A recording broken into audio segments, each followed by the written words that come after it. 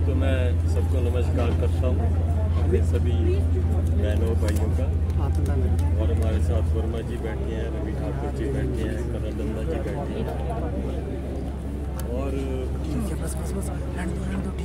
एक बात तो है कि राज्यसभा की सीट एक आगामी पूर्वक सीट है जो जीती है हमने। और आपने देख ही लिया जैसे आज माहौल था बना हुआ कि कीचतानी चलती रहती है, तो इसका जवाब भी हम अच्छी तरह दे सकते हैं, पर अपना सभ्यता में रहते हुए हमें कुछ करना नहीं चाहिए। और आज सबसे बड़ी बात है कि आज भारतीय जनता पार्टी के पार्लियामेंट्री बोर्ड से हमारे जो 6 विधायकों की टिकट जो है वो फाइनल हुई है। और उनमें रवि ठाकुर जी भी हैं, सुधीर शर्मा जी भी हैं, भुट्टो जी भी हैं, हमारे चैतन्य जी भी हैं, राणा जी भी हैं, और ये सुधीर शर्मा का भी देखिए। हाँ, तो बहुत खुशी की बात है। लखनपाल ID लखनपाल, आज बहुत खुशी की बात है कि जिन्होंने हमारा साथ दिया और अपनी कॉन्शियस से दिया, अपने जो उन्होंने मेरे को वोट दिया और उनको अपनी सीट, उनको ये भी नहीं डर रहा कि हमारी सीट जाएगी, तो अनसीटेड हो गए थे।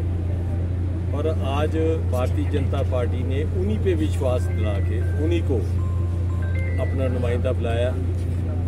वैसे तो इनकी टर्म 2027 तक थी, आज 22 से 27 तक जो है फिर इनको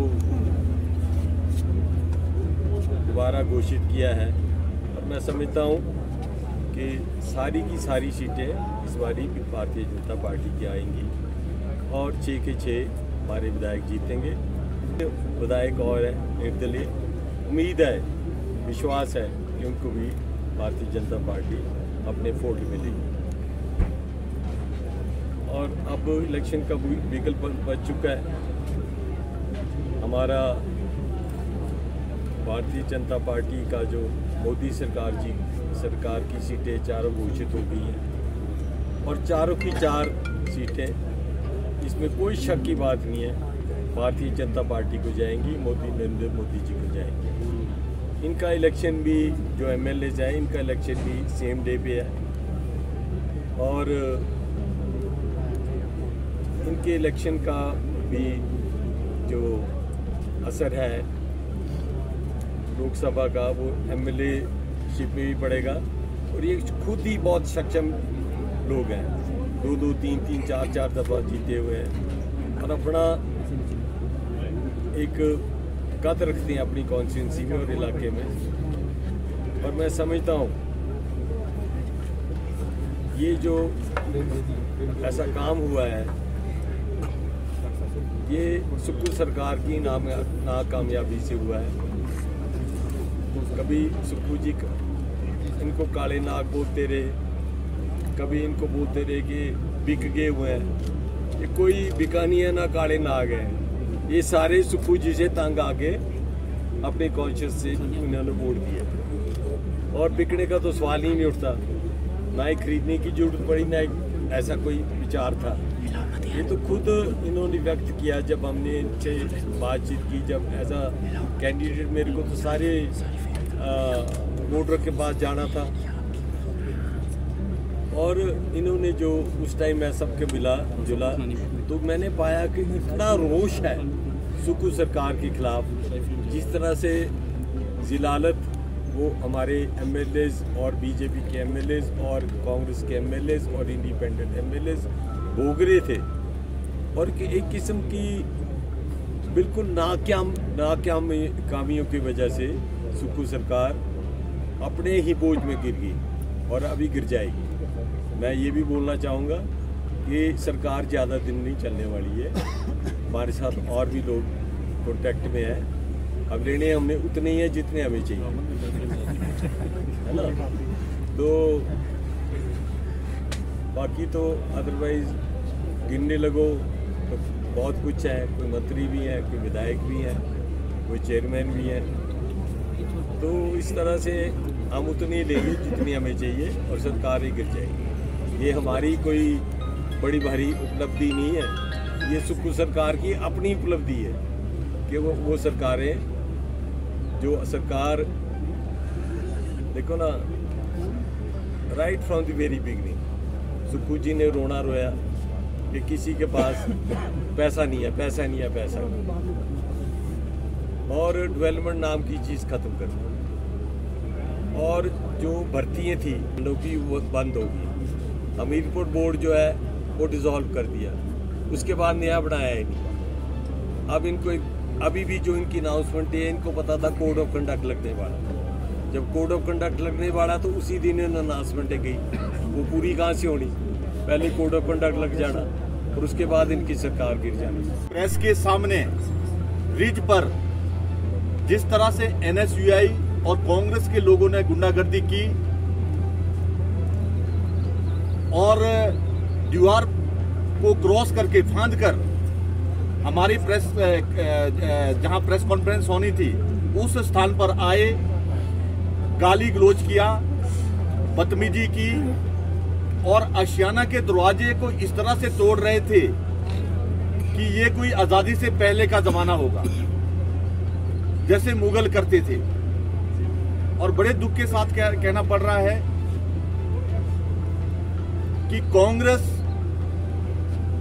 के नेता तो मानसिकता खो गए हैं, पर अब वर्कर तक नीचे इनकी मानसिकता खो बैठे हैं।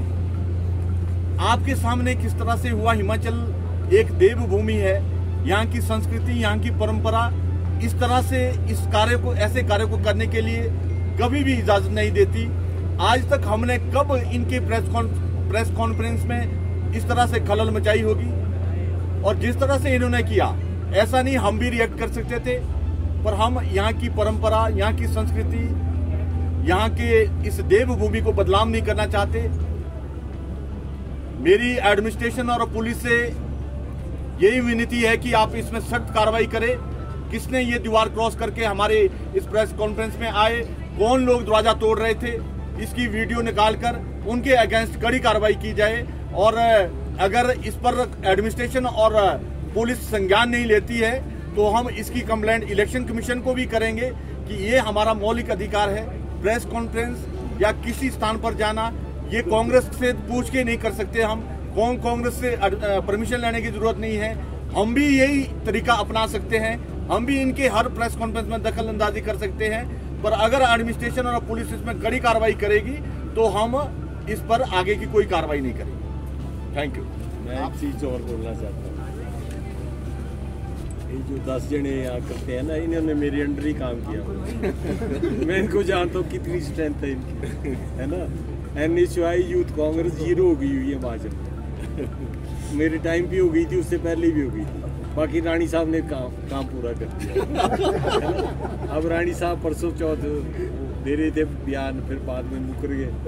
ये हमारे पास ना वर्कर है, ना कोई पार्टी कार्य करता है, और जो है तो हम इलेक्शन के लिए तो अभी तैयार नहीं है। हमारी तो 4 सीटें डिक्लेयर होगी, इनको तो एक भी नहीं हुई।